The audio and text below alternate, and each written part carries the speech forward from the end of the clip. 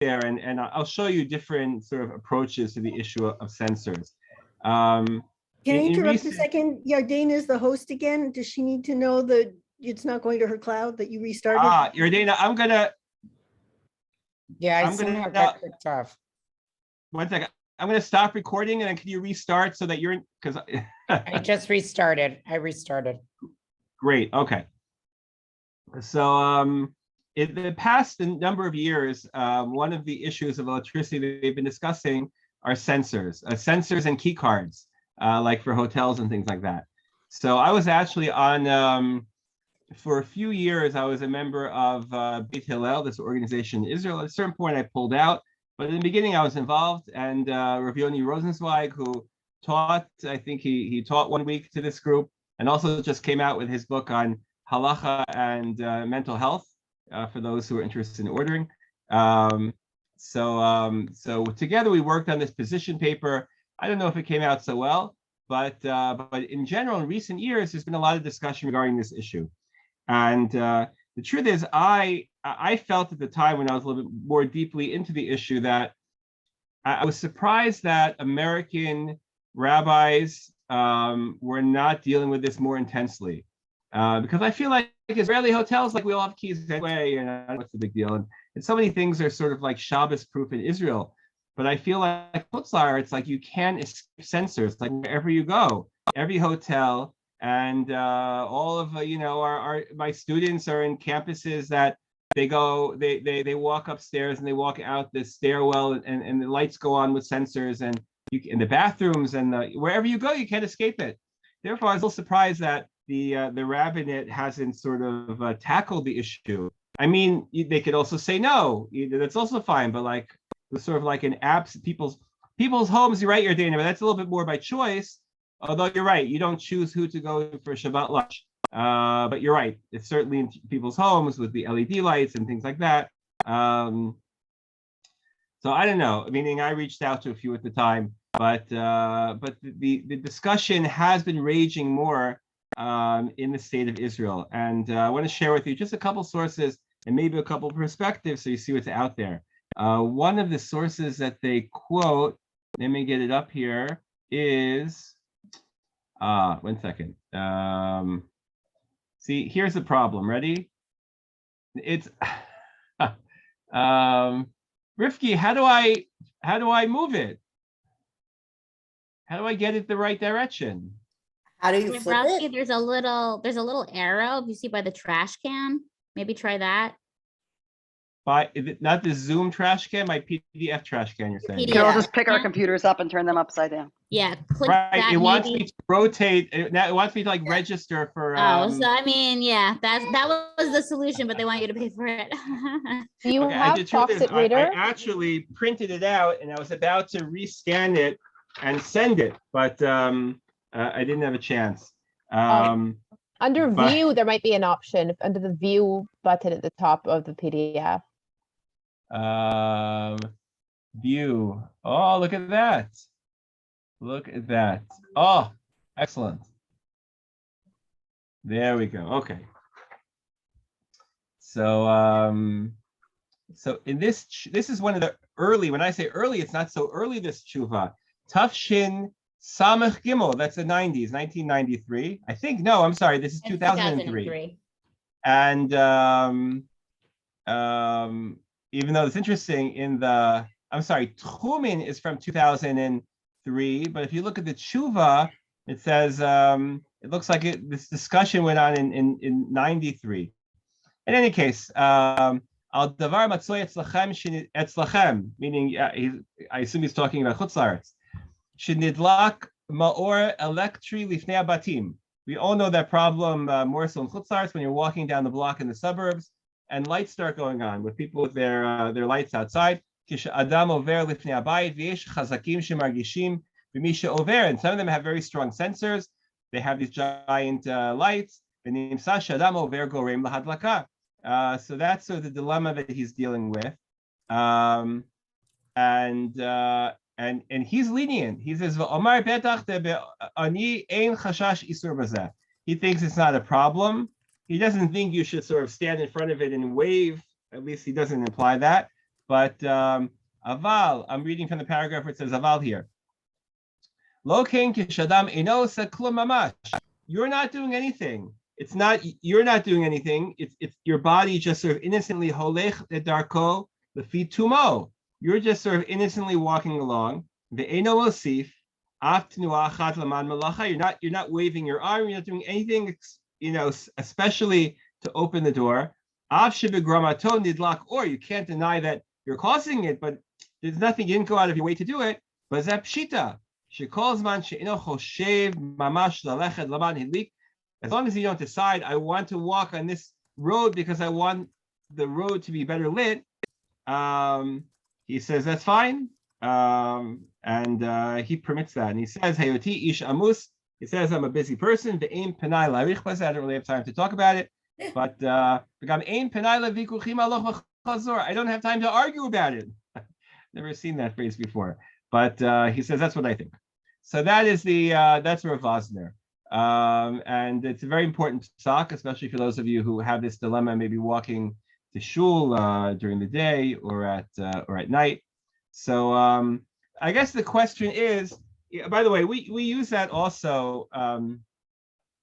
Dana mentioned in people's homes with these LED lights and things like that, these sensors. We assume that if you're not really intentionally trying to turn anything on, you're just walking around and these little lights are going on, especially the LED lights, which are really, as we've said, like they're nothing. I mean, halogen is actually like a real light, but LED, like, I don't know, it's hard to quantify what exactly it is. It's certainly not a classic light of Havara. We assume that that's fine. Listen, if you're able to rig your home before Shabbat so the lights go on, Ashrecha. I don't know how to say that in the feminine. Well, Ashrechen. But if not, then he certainly says that. The question is how far to take that. I mean, what about like a hotel where it has a door? Is that the same as opening the freezer? I'm not sure what you mean, but I'm going to get back to it in a second.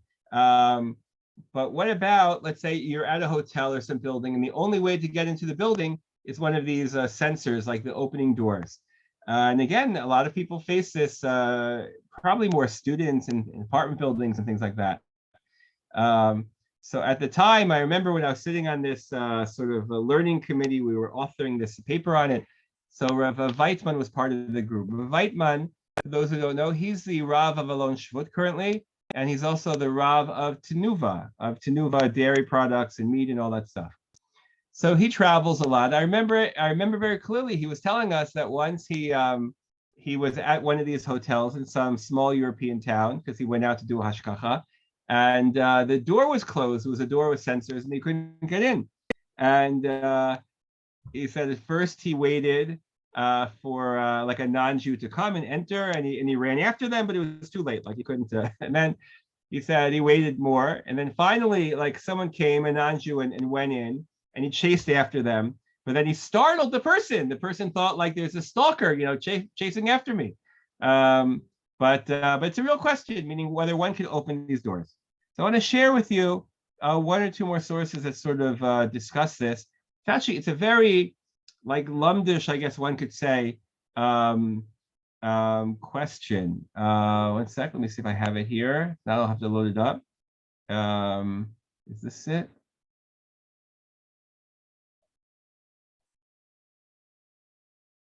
This is not it.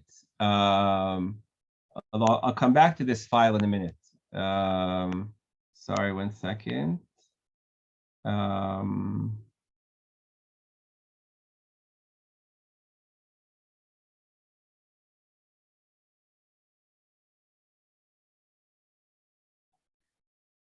Sorry, one second. I have to load it on my screen so I could share it.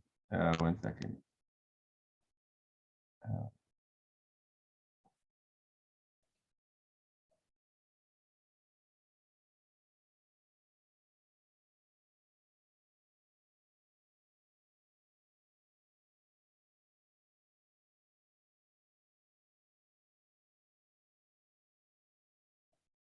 It's the file that I sent. Here we go. Okay, let's see if it pops up.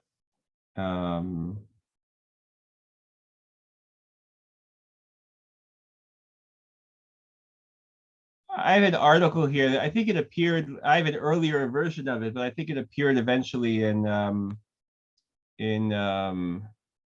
Tchumen. 1 second, let me make it easier to read. Make it a little bigger. Oh, that's a little too big. And he discusses the status of chayshanim. Chayshanim are sensors. And at the end, we don't have time, unfortunately, we're going to skip all the way to the end. He has his conclusions, and he writes as follows. He says, Maskanot Masiot. First of all, Ein Sarach Limanami Sovev. Oh, I'm sorry. Who wrote this? This is by Rav Knol. Rav Knol was the Rav of Kfar Tzion, and he also was sort of like the rabbinic head of the marriage department of Tzohar. He passed away a few years ago. It's very sad. I think he had a brain tumor and he passed away. He was really a very special person. He says you don't have to worry about roaming around a house that has these little LED lights. If you're able to neutralize them, but if not, he says you don't have to worry about it. Number one. Number two, he says, Beit Malon, if you're in a hotel, let's say you have sometimes you have in a building like an automatic door and a regular door, but you're afraid to go near the regular door because you're going to open the automatic door, right? Well, I think we're familiar with that experience because the sensor, he says, don't worry about it. You can go to the regular door. Don't worry about whether the automatic one opens. There he's basically working off of Rav Vosner. You're not doing anything special, so you don't have to, make yourself crazy.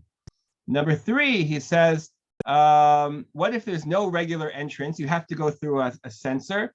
So first he says you should wait until someone else comes, a non-Jew. They should open it for you. But if you come back at night, I'm just skimming it for you. If you come back late at night and there's no one outside, he says, it seems to me, one could be lenient and to go through the automatic door. What are his reasons? There's lots of reasons. By right, he says it's a rabbinic prohibition. You can call it grama. You can say that it's a grama of a durabanan. Grama means indirectly causing something. In a case of tsar, what you're supposed to, stay out all night outside. But that's his suggestion. There are other articles which I loaded up to the group that go with this. For example, Rav Rabinowitz is really most well known. He was the Rosh Hashiva of Ma'ale Adumim, and also a postic of his own right, who sort of led the way in this issue. He had a number of students. As a student, Dror Fixler, I think I uploaded his article as well, but I think he actually teaches like physics in Bar Ilan. So he's he's familiar with the physics behind the key cards and the chayshanim, things like that. And he agreed with this view. Rav Yisrael Rosen, Rav Rosen was the head of Tzomet, which we know the Institute for Technology and Halacha, which is founded in Shvut. And he also passed away a couple of years ago. And he disagreed. And he fundamentally believed, we don't have time to read it, but he fundamentally believes that nowadays, the way that we do things is electronic. So I don't want to say the halacha changes, but meaning nowadays, the way I open a door, he would say, what's called a ma'aseh, if you want to put it in like formal halachic language, is not opening the door, but it's just standing in front of the sensor. So he's basically claiming that is a maaseh. That's not grama. That's like the normal way to do something. And therefore, he says if you're doing the normal way of doing something and it's activating electricity and stuff like that, he thinks it's prohibited. If you see down here, footnote number 2, Chavat dat ekronit shel Rav Yisrael Rosen b'kesher l'chayshanim, and he makes this whole argument here. It's a long summer if you're interested in reading his approach. And this approach continues, meaning basically, do I view these sensors as the action of a person or no? Like it's very indirect, and therefore it would not be a problem. I'll mention one more case, and then maybe I want to show you one more tshuva. I got a question a few years ago from a student in NYU, and she asked me the following. She said, the only way to get to my room on Shabbos, or she said there are two ways. I can ask a non-Jew to sort of, man the elevator for me, right, and press the button and all that. Or I can walk up the stairs, but in the stairwell, a light will turn on. What's better? Jen, what was the name of the Rav you just showed us? The article was written by Rav Eliashiv Knoll. He wrote a book also on Kashrut and Hilchot Nida. The bottom was Rav Yisrael Rosen. Rav Rosen was the editor of Tchumen, so he would often comment on the articles in Tchumen. I lost my train of thought. I have a question. Oh, sorry. Yeah, Okay. I'm just trying to, then NYU, let me do the NYU, then we'll talk. So what's better? What's better, meaning to ask a non-Jew to go up the elevator, Amira Lanachri, or to go into the stairwell and the lights turn on. But what can you do? It's not your fault. I was actually inclined to say Amira Lanachri, meaning ask a non-Jew. Like, it's clearly justified by the laws of Amira Lanachri. I think you guys did that with Rabbanit Sally Mayer earlier in the year. It's a Durabanan. There's so many reasons to be lenient. But someone else in the NYU had asked one of the YU Rosh Yeshiva who thought it was better to go in the stairwell. I guess they thought that the sensors weren't really a big deal. Anyway, Cheryl. Is this all stuff that you can rely on, like l'chadchila? Like, you're getting yourself into such a situation. I mean, I guess the NYU case is kind of like that. Like, if you're someplace, meaning it's one thing you get to someplace, like you said, and it's late at night and you can't go in to someplace, so you go in. But like, if you're staying someplace, like, I'll give you a more extreme case first. I'll give you more extreme, meaning the more extreme example is the issue of, the truth is, I don't know if it's more extreme, but I think intuitively it rubs us the wrong way. The issue of the keys, Right. to open the door. Everything I showed you, I think I uploaded to the WhatsApp group a few minutes ago. I want to show you another document. I'm answering your question, believe it or not. Well, we're going to get there. So I have a sheet here from Rav Shmuel David. We quoted him a few weeks ago. He's the Rav of Afula. He was once the Rav of Rosh Tzrim and published Tuvot called Tuvot Me Rosh Tzrim or something like that. I think we spoke about it at the time. And he talks about all different things that happen b'shehiyah b'beit malon, when you're in a Chutz La'aretz hotel. This is exactly sort of what you're looking for, I assume, the summer coming up. So first of all, feel free to skim through this. His first, Seif here, Aleph, he talks about these keys. Now, I gave you, when I uploaded more literature, so if you could call it primary literature about the keys, Rav Rabinovich and this Rav Dror Fixler, but he writes here, im ein mafteach, he says, you should have a mafteach. I'm in the second paragraph. What if you don't have? You should l'chadchila ask the hotel that when you come, a non-Jew should open. Because why? It's the trade Rabbana and the makom mitzvah and all that stuff. But then he writes, then he mentions V'achein harav Rabinovich matir afilu aida Yehudi. Rav Rabinovich even lets a Jew put the key in. Ki ledato ha'isur electronica horak mishum uvdin dechol. He takes Rav Shlomo Zalman Auerbach approach, which basically says electricity, it's uvdin dechol. It can't be really more than that. And if you're not really doing anything, you're just putting a card in. It's like he says he doesn't think that's really a problem. There are people who follow Rav Rabinovich. They'll use these keys. And by the way, I just mentioned over here, he talks about that when there's the issue of the door. And he quotes Rav Vosner. We read Rav Vosner a minute ago. And then he quotes Rav Rabinovich. And he says that if you're really desperate, that you can walk in. Hamekil lo ifsid, he says. Meaning if you're lenient, it's okay. Bifrat she'al pi Rav Rabinovich in klal baya b'knisa derech delet zu. Rav Rabinovich thinks you can go through these doors. Okay, so you want to know what I think? I showed you what other people think. I know what I'm going to tell you. Meaning, I think l'chadchila, the door, like going through the doors and using the card key, it doesn't feel good on Shabbos. And I think, for example, when we send a group to Poland, I wouldn't instruct the group lechatchila that they should all use their card keys. Is that the word, card key? I don't know, whatever the word is. I just feel like there's something educationally like not really proper about it. But if you're asking me, like, by the other extreme is that I've had more than one student, WhatsApp me like an hour before Shabbos. Hey, Rabbi, that's usually the way it begins. I'm in Venice and I forgot to ask, and it turns out there's only whatever. So I think there's what to rely upon. Like I wouldn't not go away because like that's the only option. I think a card key, if you need it, and do it b'shinoi.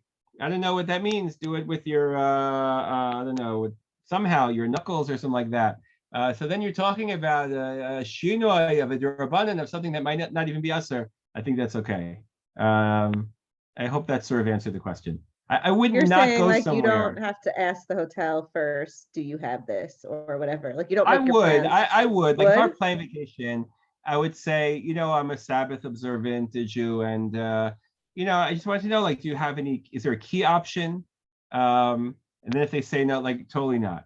So I'd say, well, when we come back on the Sabbath, could we ask one of your workers to open the door for us?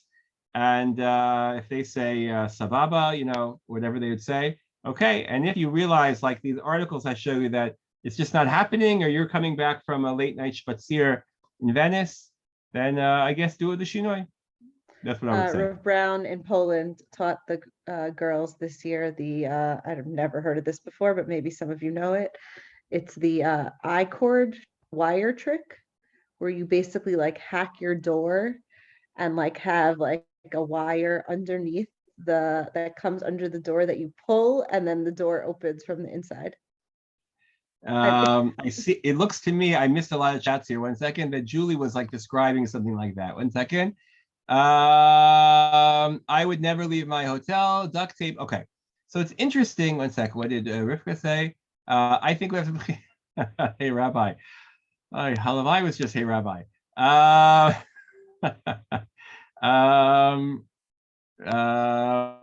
You should know, like this issue has come up on a number of rabbi groups that I'm on, and every now and then somebody raises the question of, well, who says you're allowed to leave the hotel door open?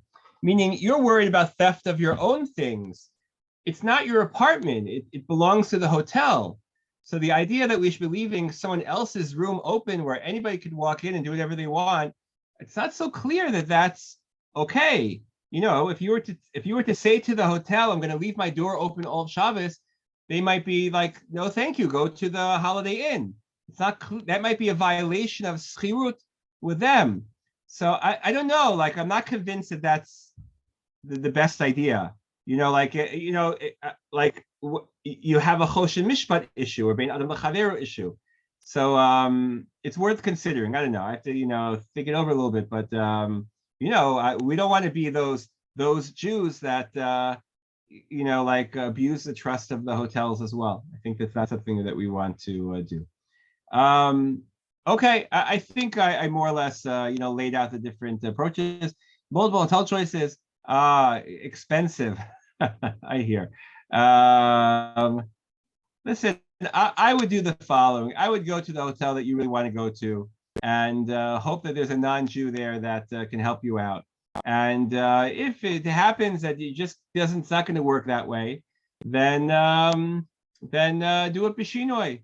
Now, obviously, that's very easy because you could tell me, well, I wasn't thinking about a hotel, I was thinking about an Airbnb, and I hear what you're saying. At a certain point, you have to make the call of your comfort versus an extra, I don't know how much money.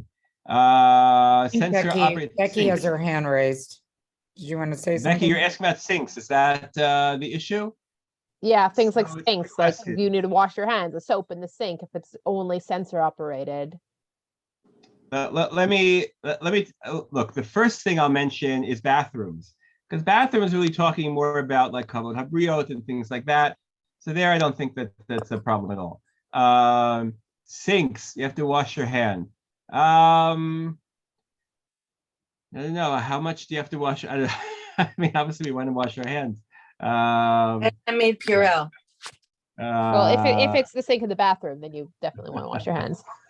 Listen, I'll be honest with you. I personally, like, I'm still not fully comfortable with like being lenient with the sensors. It just doesn't feel right. I don't know whether that's because I just can't get over it, or So I would avoid it, to be honest. But I don't know. Maybe stick your elbow in first. It doesn't work that way. I think it only stays on when your hand is under. Over Pesach, we were staying at a house next. Whoa, going very quickly. Next to my sister, every time you open the door in the house, there's a small bell. We basically ignored it. Yeah, I think so. That's like a psikresha de lo nechale. I mean, it might be necha for the house owner, but that's not your problem. That you're not the one opening the door. I mean, you're the one opening the door, and whatever. That's what your Dana was saying, meaning when you design your house, I don't know whether that's the way I would design my house, but sometimes the choices are not in our hands. Okay, I think we're going to move on. Okay, that's a good question. Sure. What about like there are these locks that are like you push the button, like you have to push in a code, and when you push in the right code, it opens the lock. Like, how is that different than swiping a key card or using a mechanical code pushing thing that opens and gives you a key? Like, I feel like that combines the two. I think that the code with like not mechanical, like with buttons. Yeah. It may not be much different. You're asking a good question. Like, why is that really different? I once got a question from someone there at a hospital, and they had to, I don't know, the only way to get into some ward was by pressing the buttons. I thought certainly you're in a hospital with a shinoi, use your knuckles or something like that. But houses have those that are digital, not like I have buttons, buttons with numbers, but not. I spent a Shabbos on Thanksgiving weekend in an Airbnb or whatever. It's the same kind of thing from a different company, way upstate in New York. That was a digital lock, a digital button lock that then made some sound and opened. And what I did when I went out on Shabbos was I didn't close the door all the way, which might have been a different problem of leaving the door somewhat unlocked, except that I thought that in Sable Forks, New York, I wasn't so worried about the crime rate. Yeah. I would probably try to look for an option like that, but I don't know. I have to think through. Meaning, is it really any different, the buttons, than putting the key? There are also different types of keys. I don't understand the tech. Fixler, he goes through all the technology. That's his. He's a professor. There are different types of keys. Like some of them are just magnetic, and some of them are. I don't know enough about it, to be honest with you. I'll think more about it, or look more into it if there's a difference. Okay. Okay, onward. So I owe you a little bit more discussion about that, and maybe like a summary about Shabbos timers. And if I end up reading Rabbi Jachter's book, I'll send you any interesting thoughts that I come across. Okay, we're going to do Mimareach now. I just loaded up the screen. I'm going to make my screen bigger. I understand that's good for you guys. There we go. 1 second. And okay. There's an Av Melacha called Mimachek. 1 sec, let me find my pen here. Oh, there we go. Called Mimachek. Here we go. We know that the Malachot are divided into different sort of groups. We spent a lot of time on what's called Sidur de Pat. One of the groups has to do with the hides, like the leather. And at a certain point, they would shech the animal, and then they would be ma'abed, ibud, they would do stuff with the leather. At a certain point, they would be memachik the leather. They would smooth it down, sand it down, umachatcho. Then they would cut it into deliberate size pieces. Machatech is a little bit of a cousin of Korea, meaning when we did Korea, I believe we did Korea. Korea has its own like parameters. It's its own unique malacha, but there are times where you could rip something, but if you rip it in a deliberate way for a deliberate size, it could also be machatech. But in any case, we're going to focus on mamachik. So what exactly is mamachik? Mamachik basically means sanding something down. You could do it with leather, you could do it with wood, you could do it with metal. You can really sand something down with almost anything. And that's the av malacha. We're going to call it the av malacha. The av malacha is mamachik. And going to add another aspect of the malacha, and we do this sometimes when we talk about malachot. We talk about the maaseh and the totza'ah, right? Meaning the totza'ah, the impact or the result of memachik is to have a smooth surface, right? Meaning that's ultimately what you're trying to get. However, the act is an act of like sanding. Okay. We'll call it sanding or whatever word you want to use. So the Gemara Masechet Shabbat of Ayin Hey Hamemacha Kol V'Amechatcho Amar Rabbi Acha Bar Chanina Shaf Ben Hamadim Shabbat Chayv Mishum Memachet. Then the Gemara says Amar Rabbi Chia Bar Abba Shlosha Devarim Sachli Rav Ashi Mishmei Rabbi Yeshua ben Levi. Rav Ashi told me three things in the name of Rabbi Yeshua ben Levi. For our purposes, we have one of them. Hamimareach Riti'ah B'Shabbat Chayav Mishum Memachik. What does that phrase mean? Mimarech Riti'ah. Rashi says Machlik Tachboshet Al HaMakar. Right? Your Dana is here somewhere. We have a doctor, meaning if you have, in modern Hebrew, they use the word plaster for a band-aid, but that's because plaster, like a cast, is plaster. And those who have broken a limb or brought a child to have the old-fashioned types of casts, not like these fancy new ones, you know that they have plaster and they wet it and then you smooth it out. So mimareach is basically a tolada, meaning a tolada. And so we're all on the same page. A tolada, of course, is asur midaraita.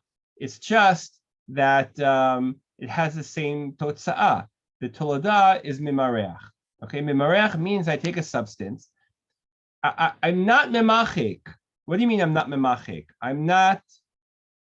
I don't sand it down, right? But rather I smooth it and I press it and I make a smooth surface. So I have the same totza'ah but a different maaseh. That's called mimareach. And the first substance that we know from the Gemara that we have mimareach is riti'ah. Riti'ah is plaster. We're going to continue. Shabbat, Kuf Memvav. We saw this Mishnah. The truth is that I believe that you did this with Rabbanit Chana. I was looking forward to teaching this topic of opening packages. In the end, I believe that she did it. Shover Adam et Chavit. The Mishnah talks about breaking open a barrel in order to get to the grogorot, figs, dates. I always mix them up inside the barrel. Figs. And then the Mishnah says, Lo yikavenu mitzida. If there was a hole in the barrel, Lo yitain ala sha'ava, mipnei shu mimareach. You can't plug a hole. There's a hole in the barrel. I know that reminds us of maybe, I don't know, songs. There's a hole in the barrel, and you shouldn't plug it up with wax. So wax is our second material. Why? Wax is pretty solid, and when I press it and shape it, I'm flattening it and smoothing it out, and that is mimareach. That's asur midaraita. Okay. For now, interim summary: av malach is memachik, sanding something down. Tolada is mimareach. Two examples: plaster or sha'ava. Then the Gemara discusses whether there is a rabbinic isur, an isur d'Rabbanan. Im hayta nekuva. The Gemara says, what about mishcha? Can you use mishcha to plug up the hole? If you look at Rashi, Rashi says shemen av with an ayin. Av with an ayin means thick. Shemen, of course, means oil. Doesn't mean thick oil. You can't plug up anything with thick oil. What does it mean? It's referring to something probably the consistency of margarine, Crisco, something like that. Can I plug up a barrel with that, which is much, smooth, much softer than wax? Rav asar u'shmuel shari. If a machloket whether it's prohibited, man asar, according to Rav, it says it's prohibited. Why? Gazrina mishum shava. They made a gzeira and they included in the gzeira other substances that are a little bit softer than wax. Okay, and of course we paskin like Rav because we paskin like Rav in Isurim. Okay, so that's basically I laid down the groundwork. You have the Av Malacha, the Tolodah, and I have Memareach and the Issa D'Rabbanan, which is Mishcha. What we need to discuss is the following in order to really apply this and sort of understand, like, well, where does that bring us? I guess first we want to know. I guess we want to ask ourselves, like how thick is the substance? Meaning, is it even a substance that's subject to mimareach? And for those of you who are like visual learners, I'll make a little like line up here in the top. It's clear, for example, you're allowed to put water on yourself on Shabbat. No one said water is mimareach. Are you allowed to pour oil on your skin? Everybody says yes. In fact, the Gemara talks about putting oil on your skin. The context of the Gemara is a little bit gross. I mean, the Gemara assumes that you might have like scabs on your head. So the Gemara felt if you put oil in your head, you would feel better. But that doesn't matter to us. The point is that oil, even Yom Kippur, for example, Sicha on Yom Kippur is a problem of the Inuyim. It's not a problem of Malacha on Yom Kippur. So we know that Mayim and Shemen are for sure mutter, right? Everyone agrees that you're allowed to, rub those on your skin. The opposite extreme, all the way down here, is sha'ava, let's say wax, where wax is asur midaraita. And midrabanan, you have somewhere in the middle here called mishcha, which is like a little bit softer.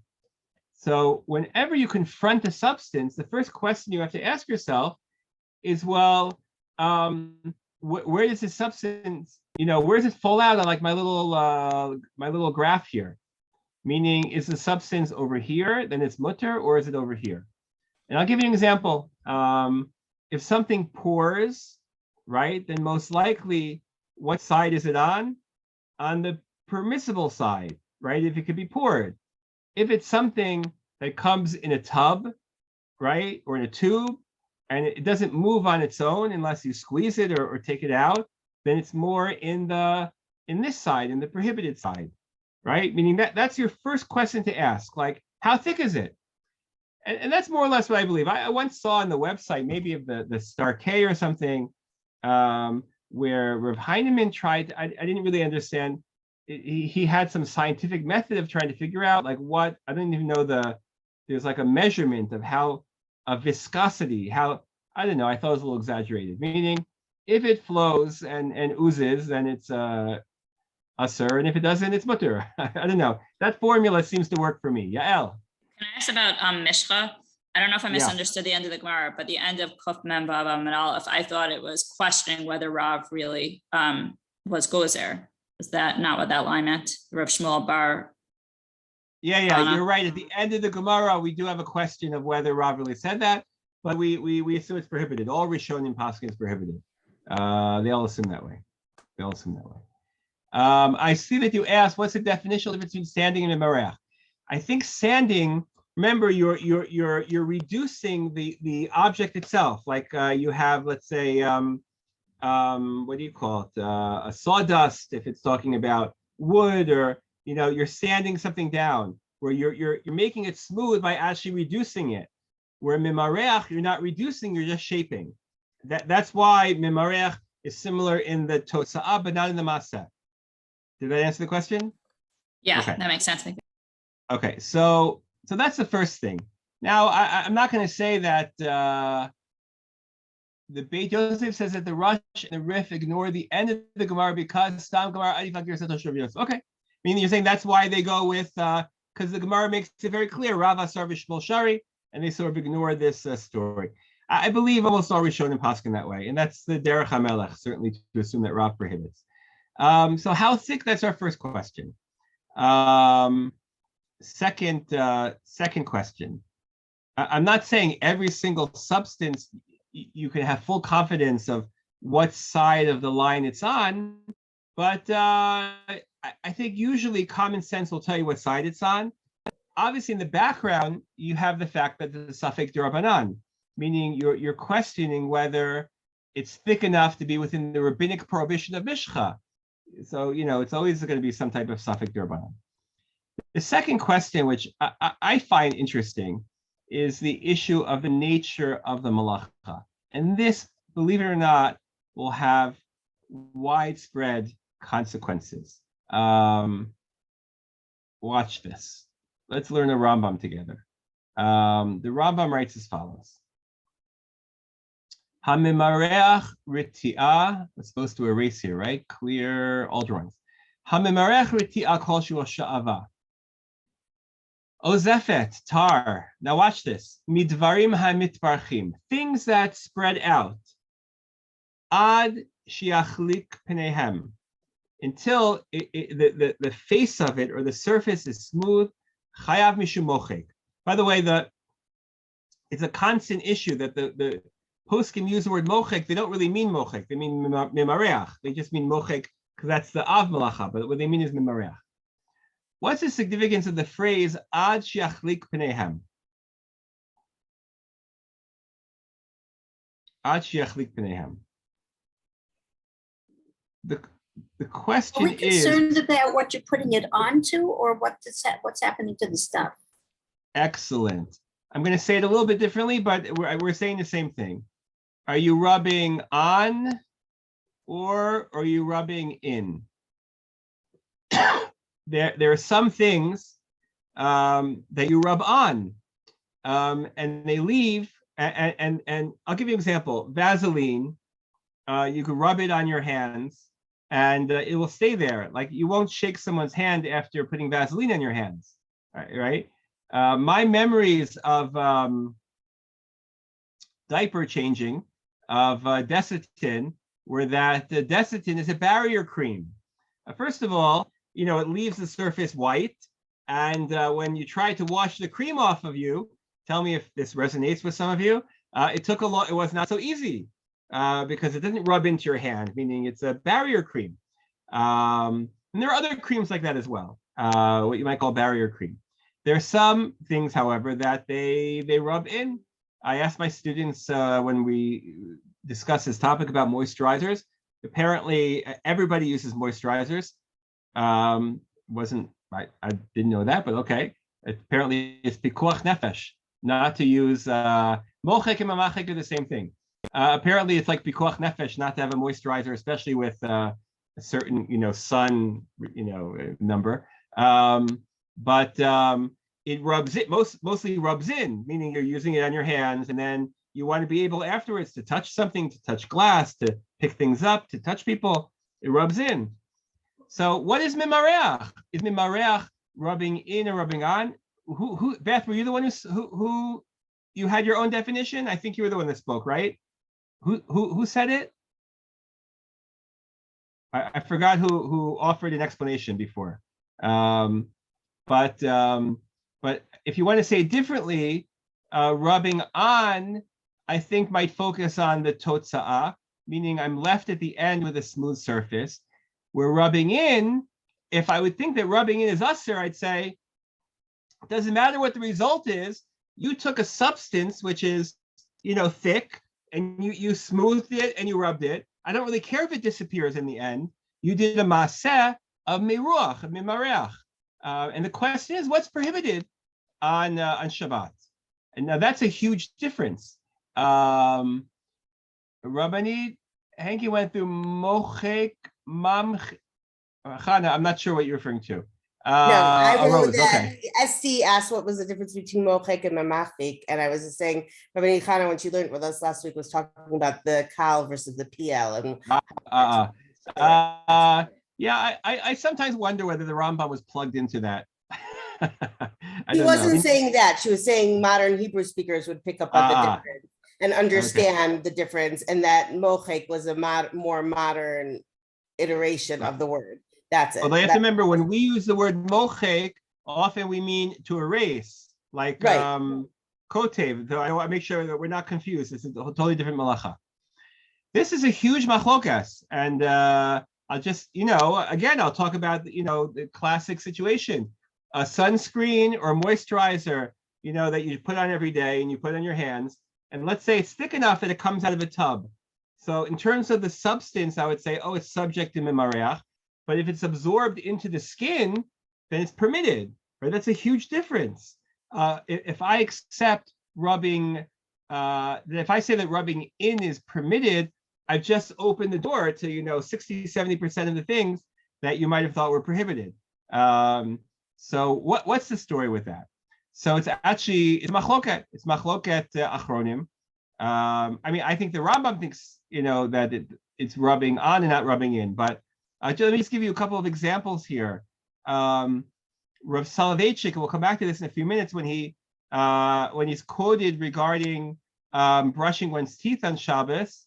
So we're not going to talk about that right now. But the reason why he permitted toothpaste was that lo shayach lasor mishum mimareach ela behosif shetach halak al gabi mashu. Only if I make a layer of something. If there's no layer, then how is that mimareach? I'll give you another example. Rav Shlomo Zalman Auerbach. I'm gonna find it for you right here. Shmirat Shabbat Hilchot on this footnote. So the Shmirat Shabbat Hilchot quotes his teacher, and look, he says it explicitly. Until it's completely absorbed. It's absorbed into the body. Lo mikre mimareach. That's not mimareach. Only when you have a layer that stays on the skin. That's like the language of the Rambam. You want to have a smooth layer on the body. Ad kan dato. You have Rav Soloveitchik. You have Rav Shlomo Zalman Auerbach. We'll see later Rav Avad Yosef also agrees to that. That's quite a lineup to think that it's permitted. Rav Soloveitchik, Rav Shlomo Zalman Auerbach, and Rav Avad Yosef. Of course, others disagree. When Rav Moshe Feinstein prohibits brushing teeth, which we'll see in a few minutes, he clearly believes that even though the soap, we'll talk about soap also in a few minutes, even though it all disappears, the fact that you're doing an act of smoothing, that makes it prohibited midir rabbanan. So yeah, that's machlokas raging to this day. Does it have to be one of those two actions? Meaning, like, or is like there a case that just the totzah matters? Like there was that weird case in the Gemara about like plucking the wings of the chicken that like felt like it wasn't either of those cases, but like, or say you like are tweezing hair out, like the result being that something's smoother, but it's not by rubbing on or in. Like, are those an issue? Interesting. The Gemara in the case of the or spoke about plucking, and it said it was mimareach, or it said it was gozes. I think it said it was mimareach, and that was the only thing that we could think of, was that it's just the totzah that matters. So I just wonder, meaning like. Yeah, I think that's because the way the malacha was done. I think that, but I hear what you're saying. It's interesting, but I have to think about it. I'm not sure. By the way, I'll mention that I spoke about creams, rubbing in, rubbing on. Is there? I think. Let me get my pen back. Sarit, is there a good Hebrew word for dabbing? Meaning, if did I stump you? If I take bacitracin, I can't think. I think they just said you have to be careful of taking like makel and putting the mishcha be'ezrat makel. The smoothing or spreading is prohibited. Dabbing is okay, and therefore the Shmirat Shabbat Kilchta, we'll read it inside in a minute. Actually, you know what? Why not? We'll do it now. When he talks about, let's read the two of them together. He writes,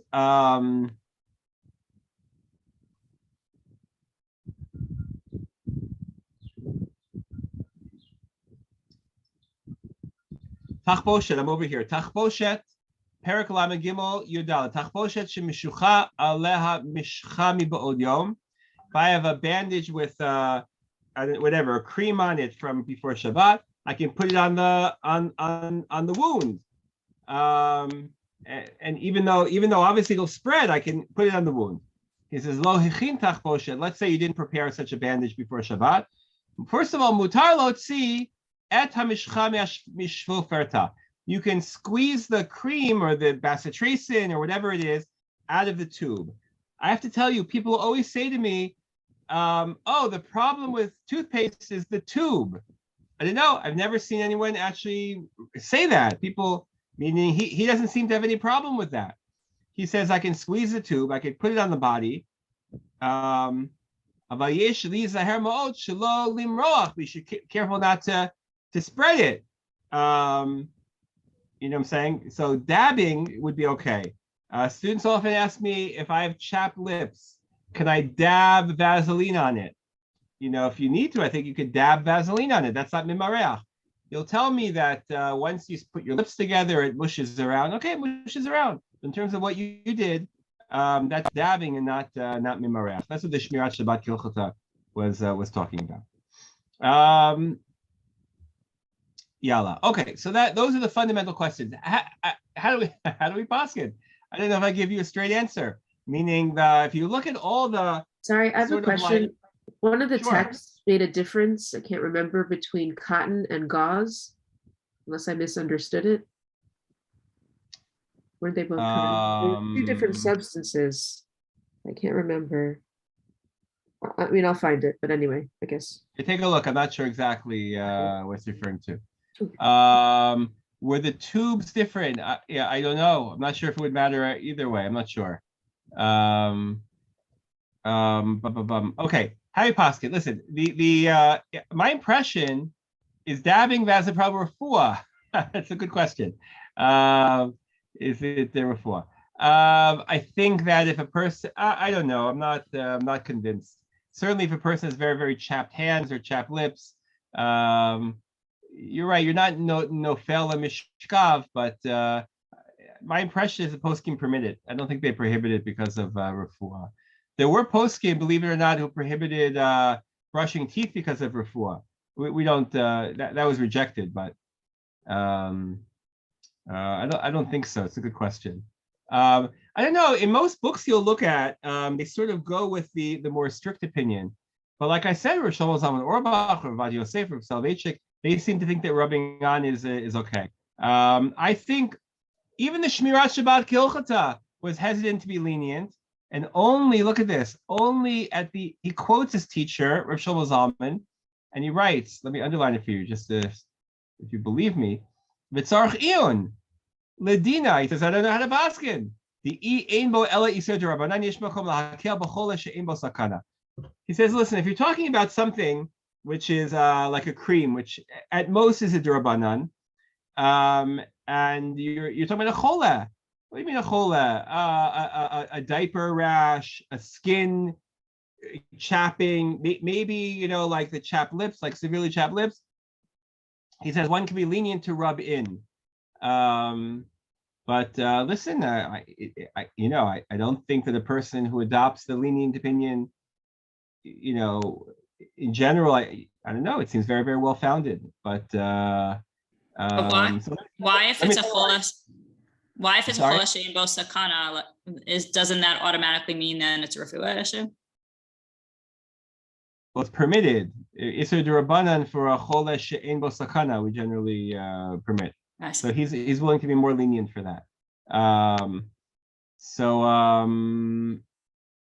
Okay, listen, like I said, if something oozes and is liquidy, for sure it's permitted. If something rubs in, I think that there's great room to be lenient, especially if if there's some, if you're talking about very, very like discomfort, chapped hands or something like that.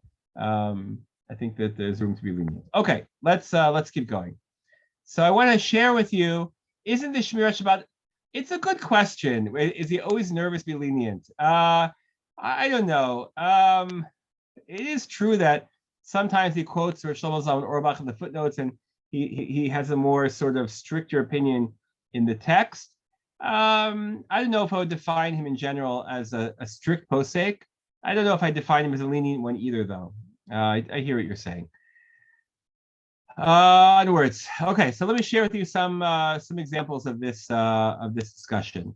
Soap.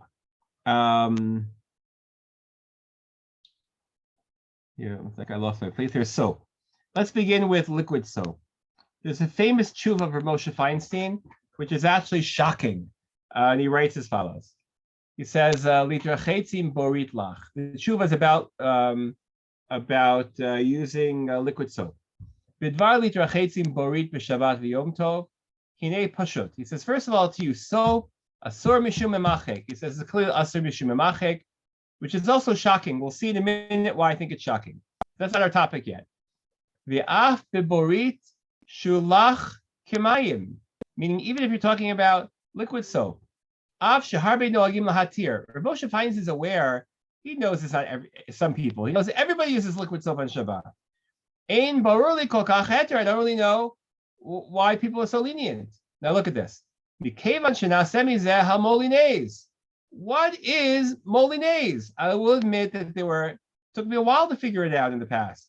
I think it's referring to lather, meaning when I put liquid soap on my hands and I build up a lather, I'm actually left with a substance that's thicker than I started with, like trina. If you remember our trina discussion, it's like a miracle. So he says, since the soap becomes, you have lather, umit pashet harbe oter mikfi shehaya al yedei rechitza, and it spreads out, etc. Nikar dain shish b'zeksat memachek. He says, it seems to me, it's memachek. He doesn't mean memachek, he means memareach. Lo kishar devarim lachim. He says, it's not really like water and oil. The soap becomes very, very thick, the liquid soap. Because in my house, we don't use liquid soap. Everybody disagrees, meaning that's the custom. I haven't. Every now and then you'll meet someone who is strict, but they're not really strict. Meaning you have people that will. Rivka's going to tell me that she knows people who are strict. I sure am. Even those people who are strict, my impression is, for example, they'll water down the liquid soap. Excellent. Okay, so they'll make it a little bit more watery than when maybe they bought it in the store, or maybe once they put it on their hands, they already have the hands under the water, so it never really becomes lather. That's the custom of those who want to be choshesh to the position of Rav Moshe Feinstein. But overall, I think in all of the Sfarim, you'll see they all refer to this opinion as sort of like a minority. He knew he was a minority opinion, but that's liquid soap. I think the common custom is not that way, and even those who are strict, they find a way to be lenient. They water down the soap, etc. What about bar soap? Is bar soap a problem? So it's actually, let me share with you a few sources. Sorry, 1 second.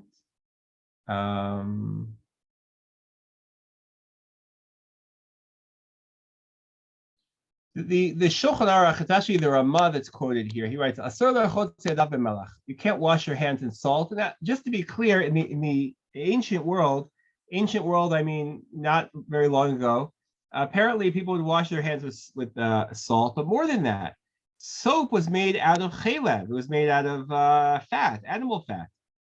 But kol shekain b'borit, and certainly if you wash your hands with soap that's called zayf, it's called soap b'lashon acher, or b'shar chalev, or any other type of chalev, right, animal fat.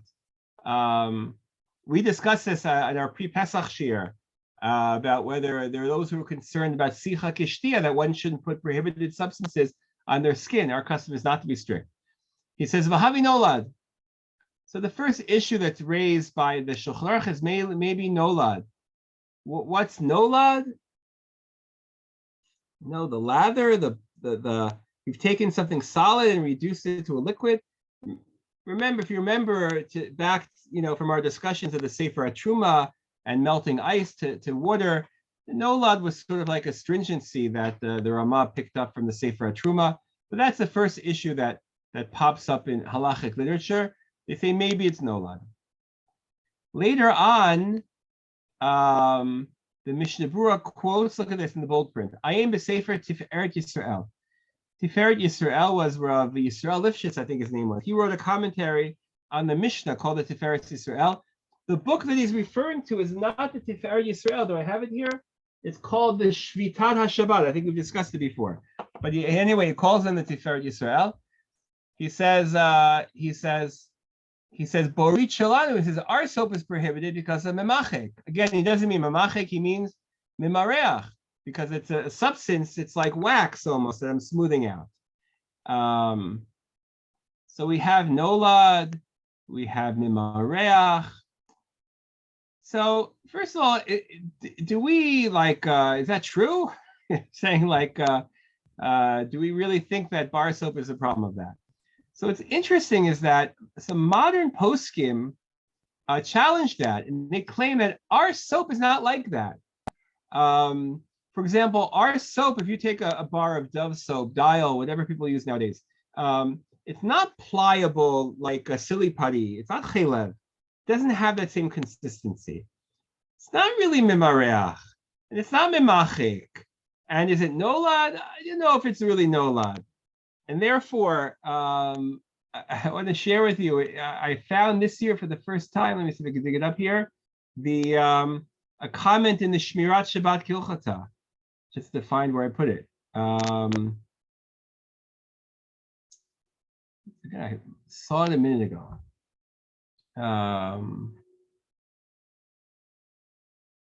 Where in the text, of course, he prohibits it, but or he writes that the custom is not to use a soap. Let me see if we could find it. I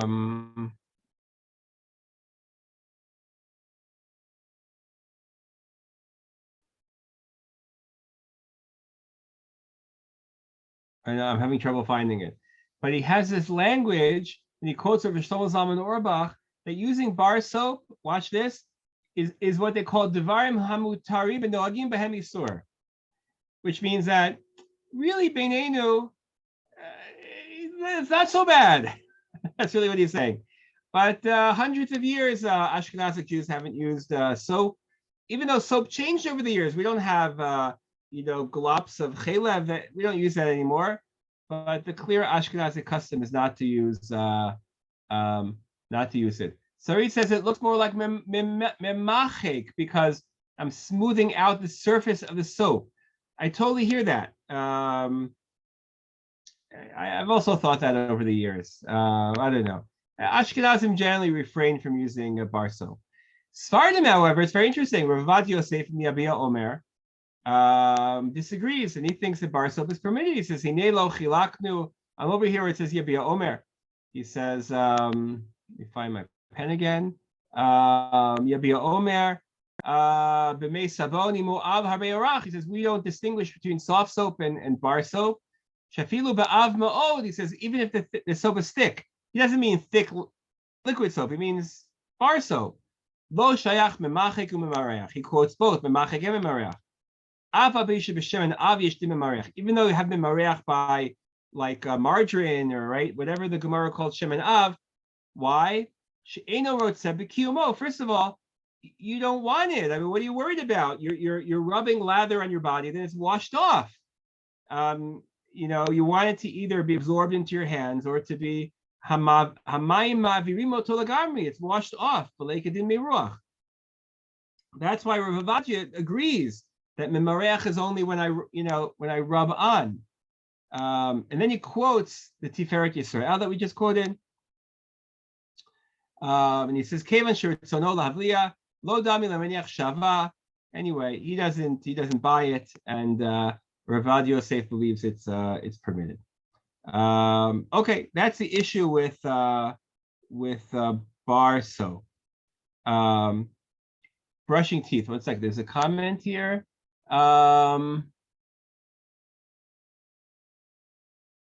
I think that their soap had this consistency of like silly putty, but I expected Rivka to already have a Google document, to have Googled it for us. I don't know. I guess you didn't do it yet, but You have to go to those, like my father used to love to take us to those restoration villages, those colonial villages.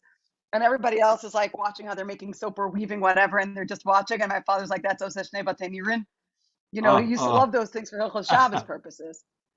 I, I think that's what it was. It pulled and it stretched and it was animal fat. But we'll try and Google it and get a better sense of it. I don't know what to compare to, but that's what they write. That's what they write. We don't use chaylev anymore, obviously. Okay, final issue. Teeth brushing. Let me clear up my page here. Brushing one's teeth. What could be? Well, sorry, didn't want to do that. Can you go back? Okay. What could be the potential issues with brushing one's teeth on Shabbat? So I'll list them quickly. It's just so we're all, we'll go one by one. Why would one be concerned, or why wouldn't one be concerned? One issue. Well, let's put two issues on the table, then we'll remove them quickly. One issue that some achronim suggest is maybe it's memachek. Now, when I say memachek, I mean really memachek. And every time I brush my teeth, I'm like sanding them down. Of course, we don't really think that's true, because that would mean at a certain point you wouldn't have any teeth left, or you wouldn't have any enamel left. Now, it is true, sometimes dentists might say you're brushing too hard or you should have a gentle, but that's not really memachek. So we can take that off the table. The second issue is bleeding. Does brushing teeth cause gums to bleed? That's a more serious issue. If one's gums bleed, let's put it this way. If it's a psik resha, it's inevitable that your gums will bleed if you brush your teeth. So first of all, make an appointment for a dentist. That's it's indicative of a gum issue. That's number one. But regarding Shabbos, if it's inevitable, then in Achinami it may be a problem. I'll just mention, for example, flossing. There are those who, when they floss, their gums bleed, and there's some who don't. Usually the difference is that when you first start flossing, the gums bleed, and when they get used to it, they don't bleed anymore. Gum bleeding could be psik resha de lo nechale. So that's an interesting thing. It could be a psik resha de lo nechale, but listen, your oseh chabura, making yourself bleed is an issur d'oraita maybe. Dyeing the toothbrush maybe, although our toothbrushes don't really dye anymore. They're made of these, you just wash it right off. But I'm not sure. It's definitely lo nechale. But I don't know. I think that one should be more careful. Obviously, there are times that women, sometimes when they're pregnant, their gums will bleed. Meaning, there are times when a person's gums will bleed. But if it's a psik resha, it can be more problematic. You should be more careful to make sure that it's in davar she'eino mitkaven. If they bleed, they bleed. Davar she'eino mitkaven. So that's the second issue.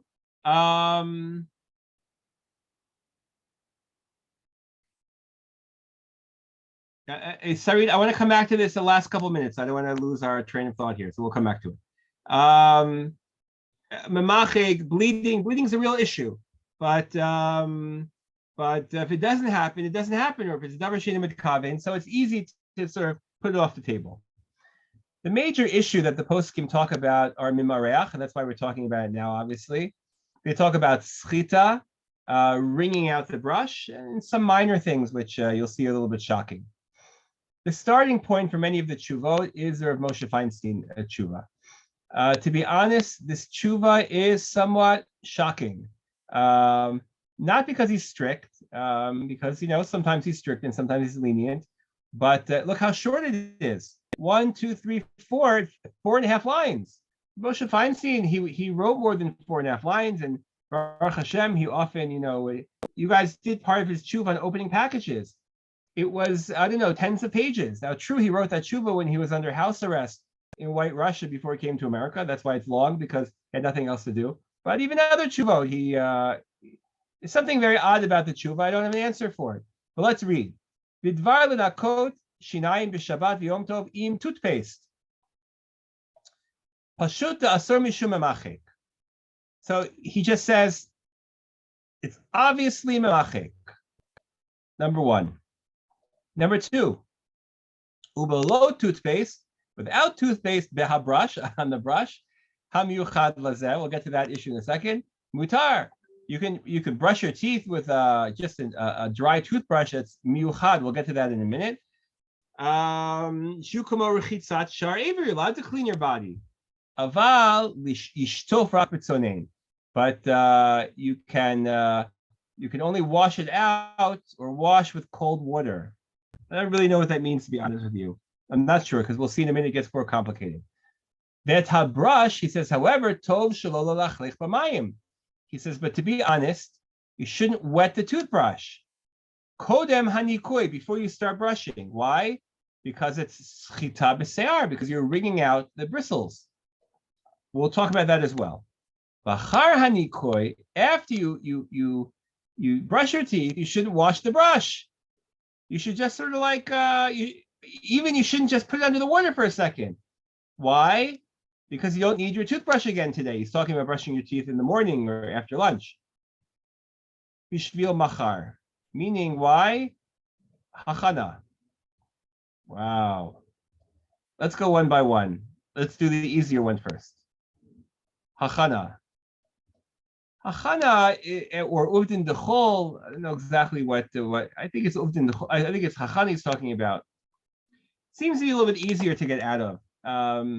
One's intention when one brushes one's teeth is not that the brush should be clean for the next time that they brush their teeth.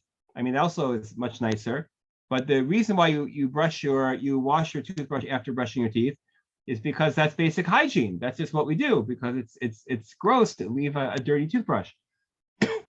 And that's normal behavior. And we assume that normal behavior is not hachana. Hachana is when I go out of my way to do something because I'm preparing for night. But something which is like normal behavior, so that's not hachana. So I think we can take hachana off of the table. Most poskim didn't really connect to that reason. What about the other two reasons? Mimachik and mimariach. So let's quickly look at what other poskim have to say. And I'm going to work now with extremes. The other extreme and the spectrum is Rav Soloveitchik. He's not the only one, but he's one of them. And he writes, Rabbeinu Haya Savor.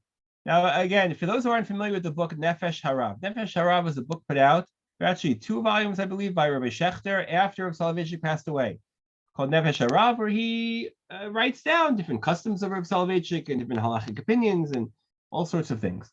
And he writes, Rabbeinu Haya Savor Shemutar Lishtamesh Mishchat Shinayim.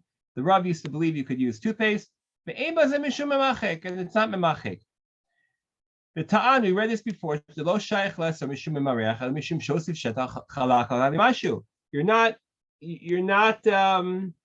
You're not making a layer of toothpaste on your teeth. It's all being washed away. And therefore, the Rav clearly disagreed. By the way, he didn't think it was memariach. He didn't think it was sochet either. First of all, because the bristles are made of plastic, and therefore it's midrabanan. Secondly, you're not really sochet. You don't wring out the bristles. You whoosh them around in your mouth and you make a mess. That's not called schita. And therefore he felt it was mutter. So we have sort of on the spectrum, we have, let's say, Rav Moshe Feinstein, who's strict, and I don't know, he thinks it's usher for all reasons. And for now, we'll just say the Rav, but we'll see another 1 or 2 achronim who are lenient. Then we have some like middle opinions who grapple with some of the middle area. And I'll give you an example here. Does the Rav say that you could use any type of toothpaste? The Rav says any toothpaste. It's not mimareach.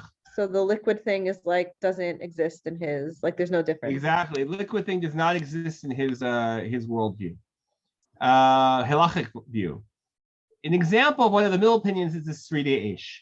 We've discussed the Sridei Eish before. Rabbi Yechiel Yaakov Weinberg, originally from Russia, gets caught in the Warsaw Ghetto, escapes, and spends the rest of his career and life in Montreux, in Switzerland, a little town on a lake north of Geneva. Sounds like a nice place to live. Of course, if you're not in Eretz Israel. There was yeshiva there. It's Chaim. We discussed this once, I think. He was married when he was in Russia, and it was sort of a very bad marriage. Not so little. I didn't know that. That's very interesting. By the time he made it to the Warsaw Ghetto and to Switzerland, he was already divorced and he never remarried. He had no children. He lived with a family. What was the family's name?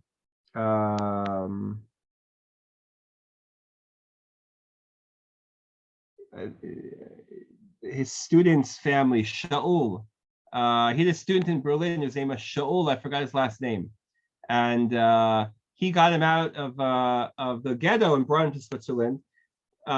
This student of his died, or he was killed in Switzerland. He was on his way home Erev Shabbos, and the train didn't stop for him, and he jumped off or something like that, and he died. And I think that this Shaul, I just forgot the name. I feel bad.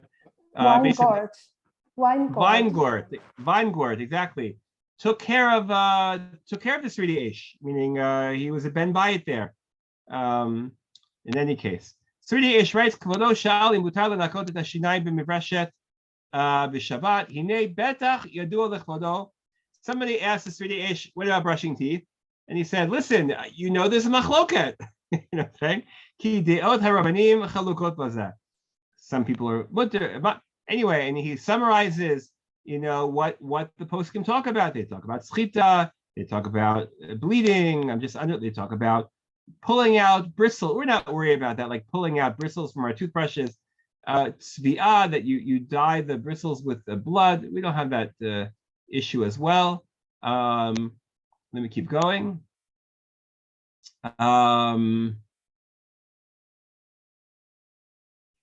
I believe there's a Rosh Yeshiva in Israel now. He's a wonderful man, Rav Shaul Buchko.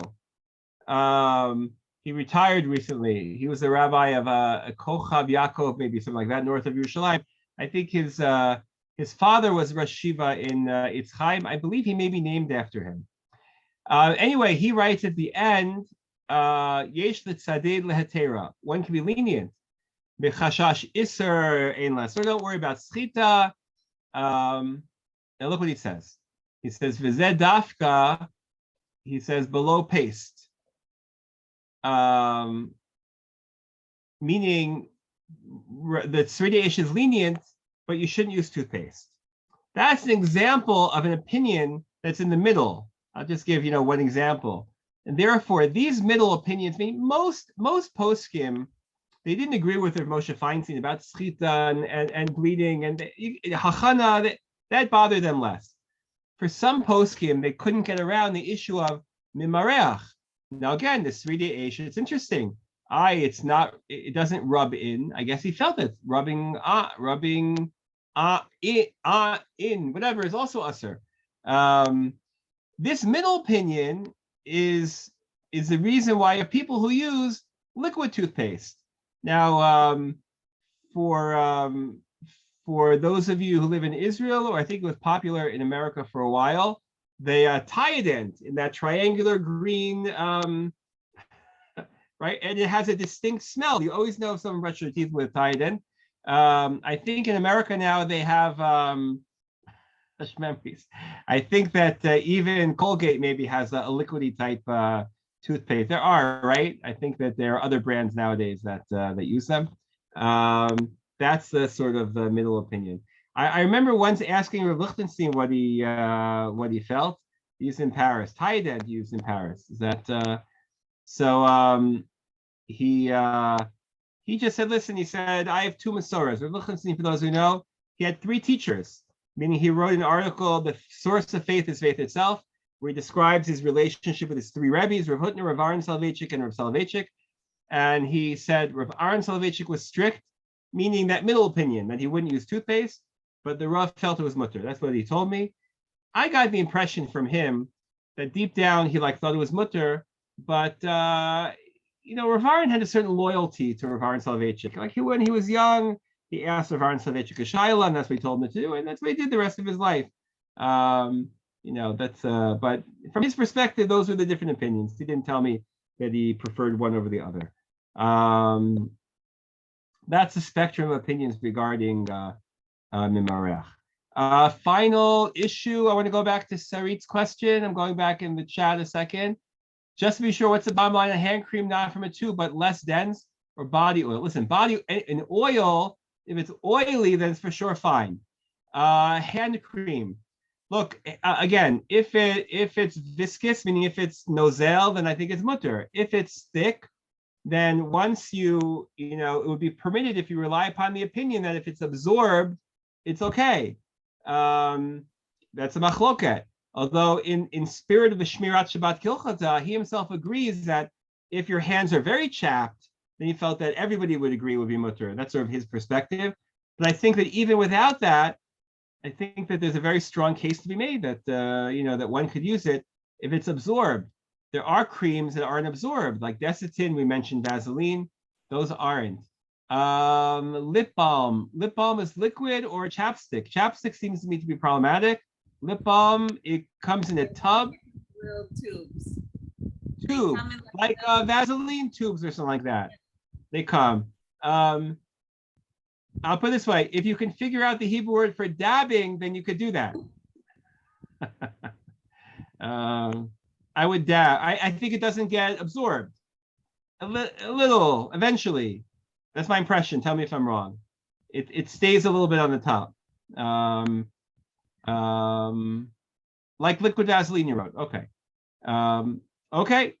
I think with that, we'll conclude. Unfortunately, not just this year, but for our year.